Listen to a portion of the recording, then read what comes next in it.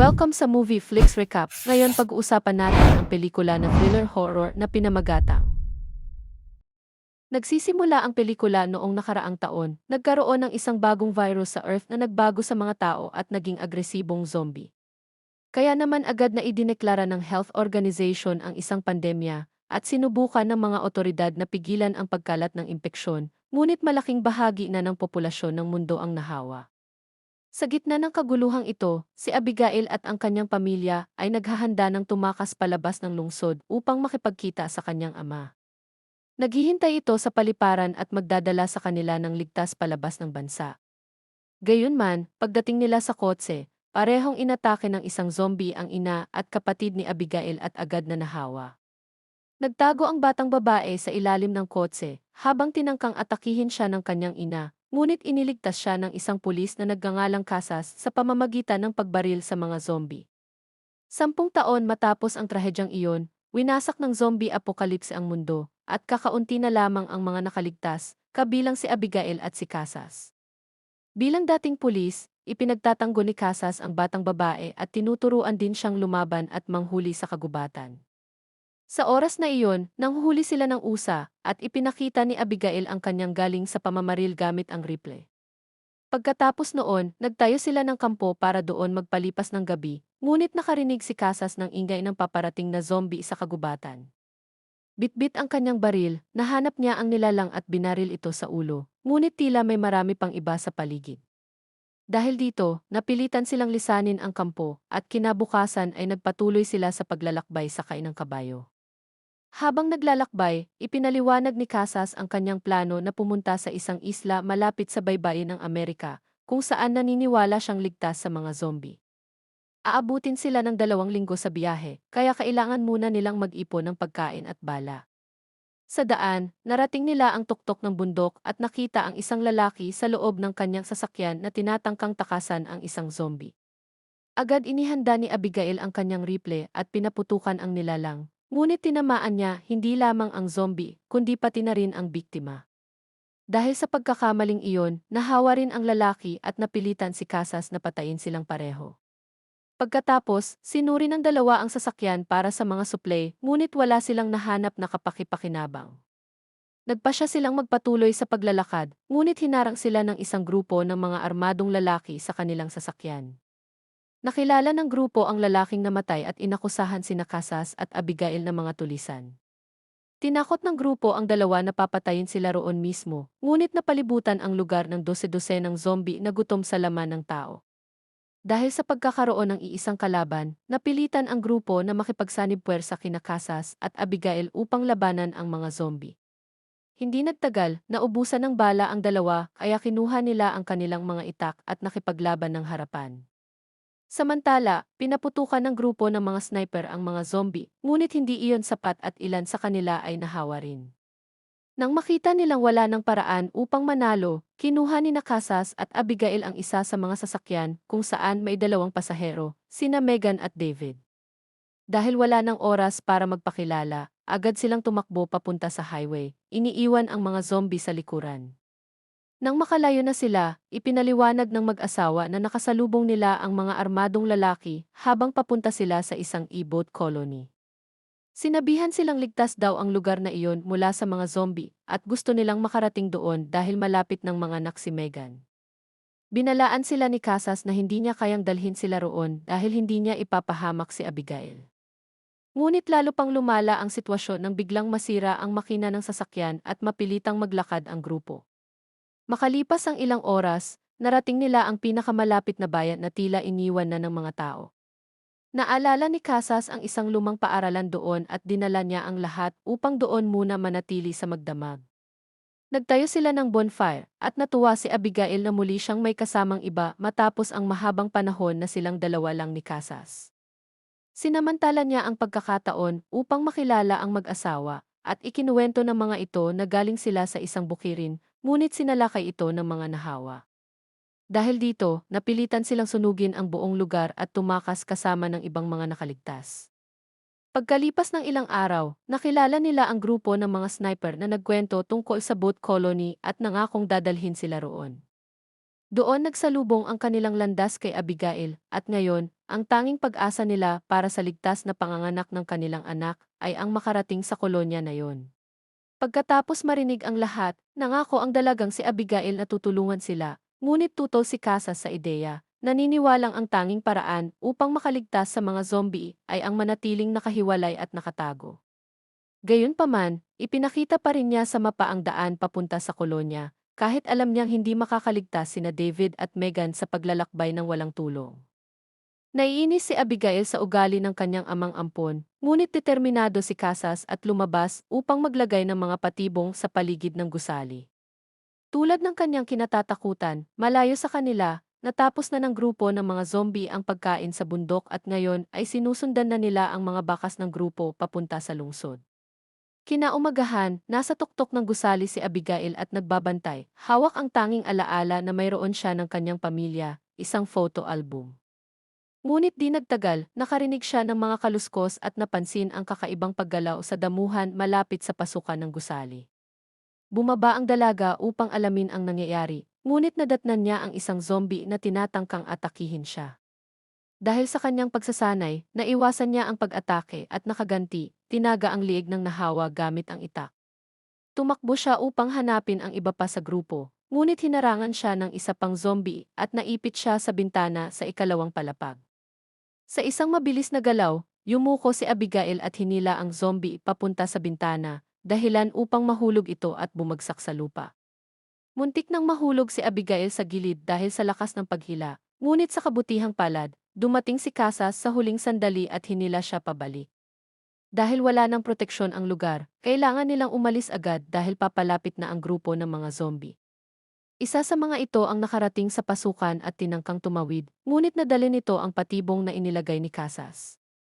Pagdampi ng nilalang sa bakal na kawad, sumabog ang kalapit na bomba at winasak ito sa pira-pirasong bahagi. Dahil dito, nagkaroon ng oras sina Casas at ang grupo upang makatakas mula sa gusali, ngunit kailangan nilang magpasya kung ano ang susunod na gagawin.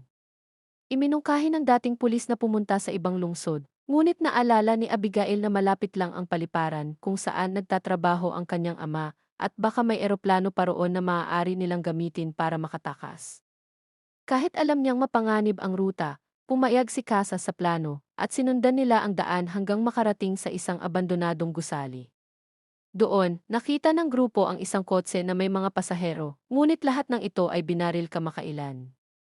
Sa takot na baka bumalik ang mga bumaril, sinabi ni Casas na maghiwa-hiwalay sila upang maghanap ng suplay. Sina Abigail at David ay pumunta sa gusaling katabi. Nakakita sila ng ilang dilatang pagkain at umalis, hindi nila alam na may pamilyang nagtatago rin sa loob.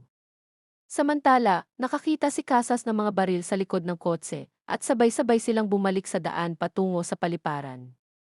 Tila ligtas ang kalsada, ngunit hindi pinalad ang pamilyang nagtatago sa gusali dahil kakarating lang ng grupo ng mga zombie. Tinangka ng pamilya na tumakas, ngunit isa-isa silang naging biktima ng mga nahawa. Lumipas pa ang ilang oras, at sa wakas natagpuan ni Abigail ang paliparan, ngunit wala ng mga eroplano at tila walang saysay ang biyahe nila. Gayunman, nakita niya ang isang espesyal na hangar, kung saan dati nagtatrabaho ang kanyang ama, at nang suriin niya ito, nakita niya ang isang eroplano na nasa maayos na kondisyon. Sa tulong nito, maaari silang makarating sa kolonya sa loob lamang ng ilang oras, ngunit kailangan pa ng ilang pag-aayos sa makina. Nagpasya sina David at Megan na manatili at ayusin ang eroplano, habang sina Casas at Abigail ay nagsyasat sa paligid ng paliparan. Habang naghahanap, nakita ng dalaga ang isang lumang litrato nila ng kanyang ama, na malamang ay hindi na nakaligtas dahil sa pag-atake ng mga zombie.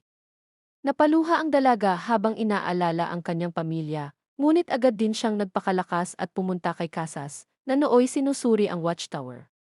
Sa kamalasan, nakita ng dating pulis sa kanyang binoculars na sinusundan pala sila ng grupo ng mga zombie at papunta na kina David at Megan. Dali-dali silang tumakbo pabalik sa eroplano, at sinabi ni David na naayos na niya ito, ngunit kailangan pa ng ilang pagkukumpuni. Dahil wala ng oras, inutusan siya ni Casas na paandarin ang propeller, at si Abigail, na hindi pa nakapagpalipad ng eroplano kailanman, ay mabilis na binasa ang flight manual at pinaandar ang makina. Umandar ang eroplano, ngunit kailangan pa nitong pabilisin para makalipad. Pagdating nila sa runway, nagsimulang tumakbo ang maraming zombie papunta sa kanila, ngunit pinabilis ni Abigail ang eroplano at nailayo ang mga ito. Lahat ay maayos hanggang sa may isang zombie na nakahawak sa pakpak ng eroplano at tinangkang pumasok sa loob. Mabilis na sinuntok ni Casas ang nilalang, kasunod ng isang putok sa ulo, dahilan upang mahulog ito sa gitna ng runway. Sa wakas, napalipad ni Abigail ang eroplano at dahil dito, sandali na lamang at makararating na sila ng ligtas sa kolonya. Gayunpaman, tulad ng babala ni David, kailangan pa ng karagdagang pag-aayos ng eroplano at makalipas lang ang ilang minuto ng paglipad, nagsimulang bumagsak ang makina. Pinilit ni Abigail na mapalapag ito ng maayos, ngunit bumangga sila sa isang puno at bumagsak sa gitna ng kagubatan.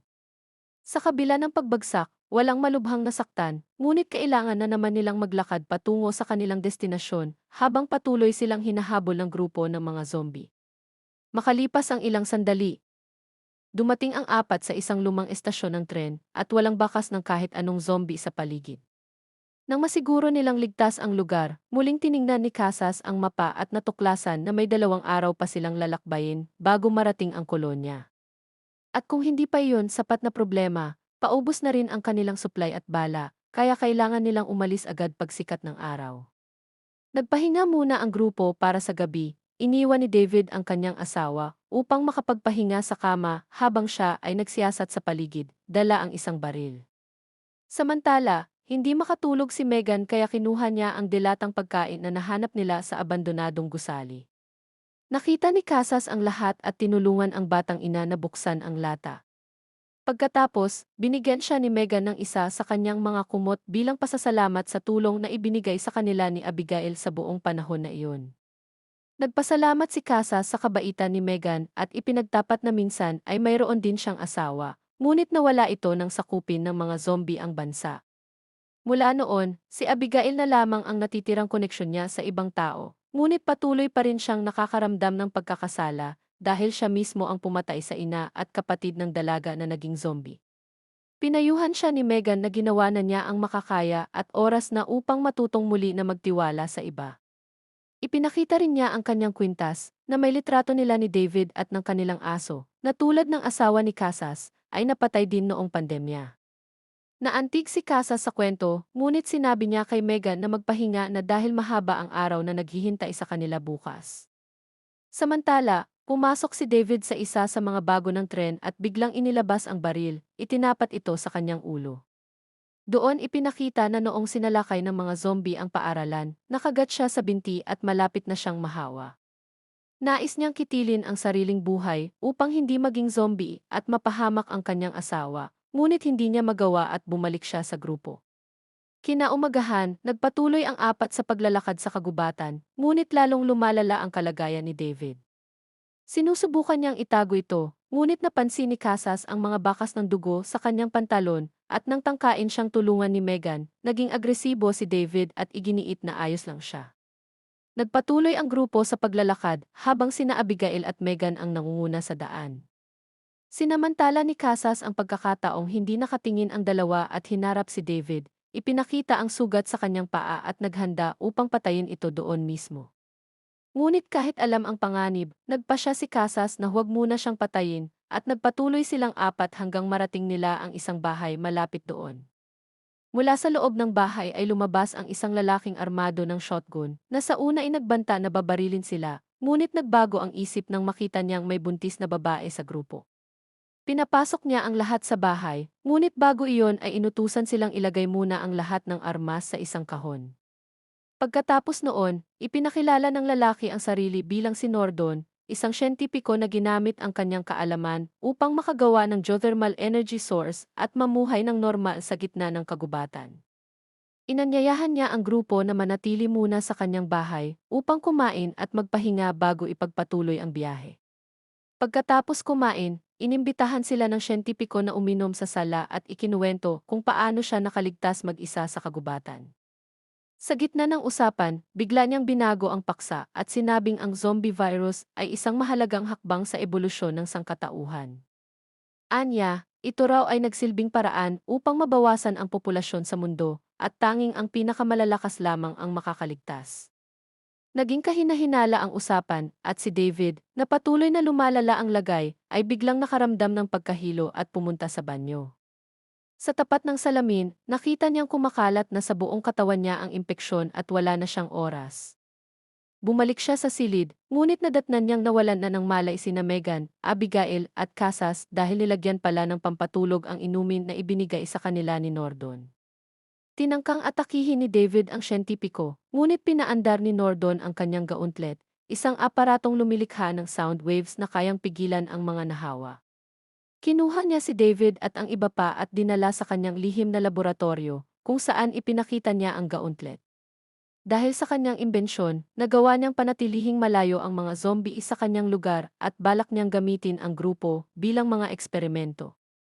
Bilang panimula, pinalabas ng siyentipiko ang kanyang asawa na nahawa rin at inutusan itong atakihin ang grupo. Gayunman, nagawa ni Casas at Abigail na harangin ito gamit ang isang sipa, at si David, na halos tuluyan ng naging infected, ay nagkaroon ng sobrang lakas at nakawala sa pagkakatali. Inihagis niya ang zombie palayo at tinulungan ang iba, ngunit pinigilan siya ni Nordon nang muli nitong paandarin ang gauntlet.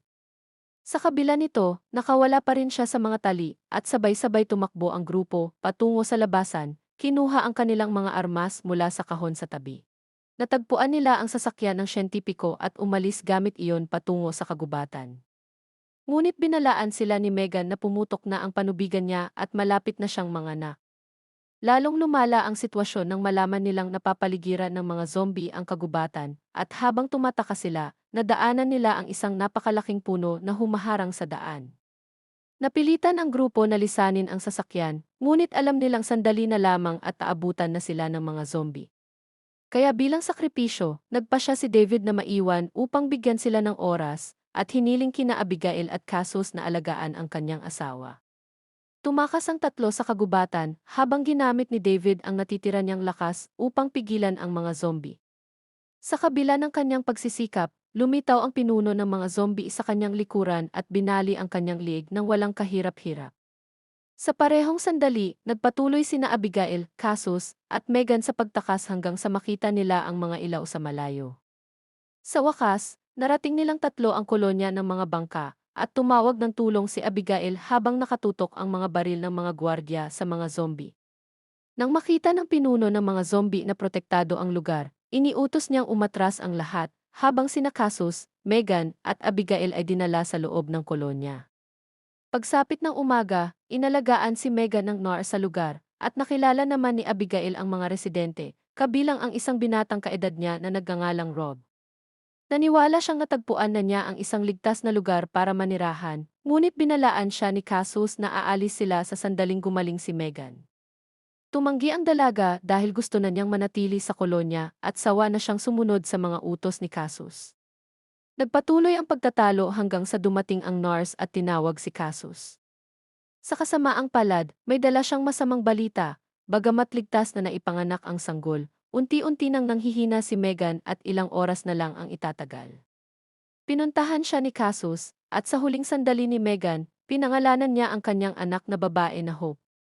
Bago siya pumanaw, iniabot niya kay Casus ang kanyang kwintas at hiniling na alagaan nito ang kanyang anak, gaya ng pag-aalaga niya kay Abigail. Muling humarap si Casus sa isa na namang trahedya sa buhay niya, ngunit tinupad niya ang hiling ni Megan at kinalong si Hope. Samantala, lalo namang naging malapit sina Abigail at Rod, at pagsapit ng gabi, ipinakilala siya ng binata sa mga kaibigan nito sa isang kasiyahan sa barko. Masayang nagdiriwang ang lahat, ngunit na-curious si Abigail tungkol sa barko, at pumunta siya sa silid ng makina. Sa loob, nakita niya ang isang aparatong nakasabit at nang susubukan niya itong pindutin, pinigilan siya ni Rod dahil iyon ay isang detonator.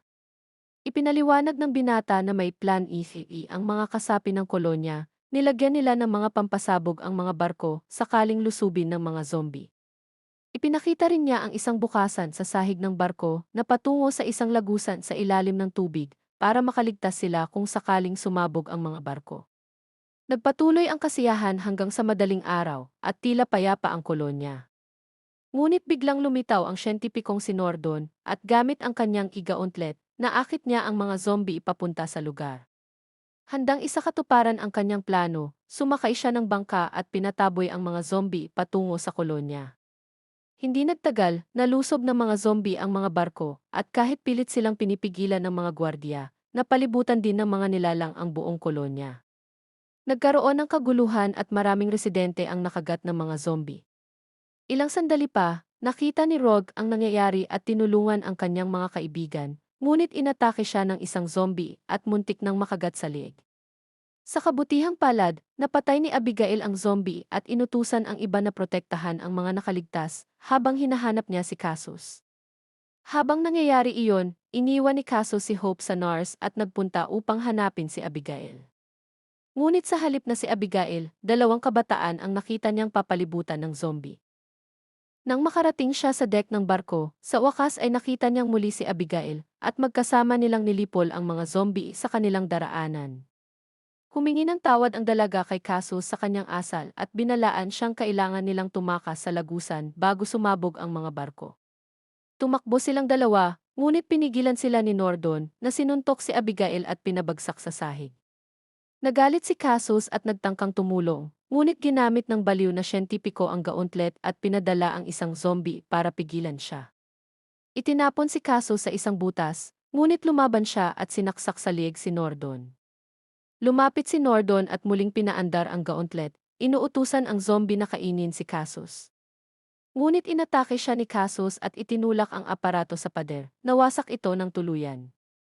Dahil dito, nawala ang kontrol ng siyentipiko sa mga zombie at agad siyang pinagpiestahan ng mga ito. Samantala, natalo na ang baliw na siyentipiko, ngunit kailangan pa rin ni Casus at Abigail na makatakas bago sumabog ang kolonya.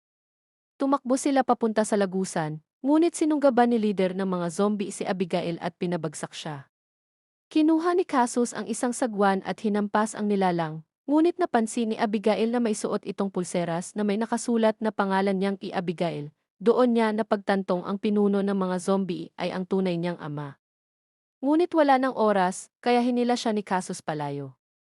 Nakarating na sina Rogue at ang iba pang mga nakaligtas sa lagusan at hawak nila ang detonator, ngunit tumanggi si Rogue na pindutin ito dahil hindi pa bumabalik si Abigail. Kahit ganoon, pinilit siya ng lahat, at sa huli ay pinindot niya ito, dahilan ng malakas na pagsabog ng lahat ng barko. Sa awa ng pagkakataon, nakaligtas sina Casus at Abigail at nakarating sa lagusan bago ang pagsabog, kung saan nakita nila ang iba pang nakaligtas. Ngunit isa sa kanila, na may dalang baril, ay nahawa na pala. Tinutukan niya ang mga kasama at nagbantang babarilin ang sinumang lalapit, ngunit pinakalma siya ni Casus at ibinaba ang kanyang mga sandata. Ilang segundo lang, umatake ang pinuno ng mga zombie at tinungo si Casus. Dahil wala siyang armas, nakipagbugbugan siya gamit ang kanyang mga kamay. Mahusay siyang lumaban, ngunit napabagsak siya ng zombie at kinagat ang kanyang pulso. Alam ni Abigail na iyon ang kanyang ama, ngunit wala siyang magawa kundi barilin ito sa ulo upang iligtas ang kanyang amang ampon. Sa kabila ng kagat, nailigtas si Casus dahil sa pulsera sa kanyang pulso at hindi siya nahawa. Nang ligtas na ang lahat, itinuloy niya ang kanyang plano at dinala sina Abigail, Hope, at ang iba pang mga nakaligtas sa isang isla sa baybayin ng Amerika, kung saan nakaligtas at nakapamuhay sila ng maayos at walang gulo at dito na nagtatapos ang pelikula. Maraming salamat sa panonood.